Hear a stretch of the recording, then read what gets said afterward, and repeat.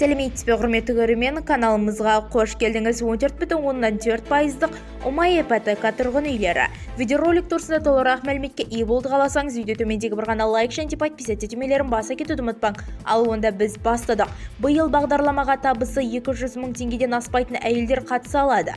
Отбасы банкі оңай ипотекасы тұрғын үйлер бағдарламасы бойынша өтініштерді 10 мамырдан бастап қабылдайды. Биыл оны жүзеге асыруға 15,6 миллиард теңге жұмалатын болса, Астана, Алматы, Ақтау және Атырау қалаларында зайымның жалпы көлемі 40%-дан аспайтын бөлігінде немесе 200-ге жуық несие бөлу жоспарланып отыр.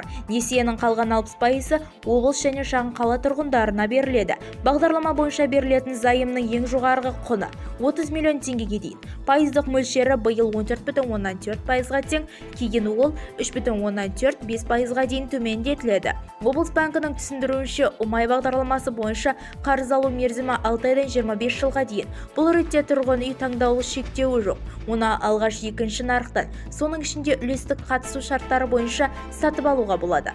Сондықтан, оңай бойынша баспананы жөндеу жұмыстары 3,7 миллион теңгеге дейін мөлшерде қарыз алуға болады. Әлеуметтік қарызы алушылардың ай сайынғы отбасылық табысы 550 мың теңгеден аспаса, ол 15%-дық баспаналық жарнамен несие ала алады. Ал отбасының орталық кіріс алымы 550 мың теңгеден 640 мың теңгеге дейін аралықта болса, ол тұрғын үйде 20%-дық алғашқы жарнаменен алуға болады.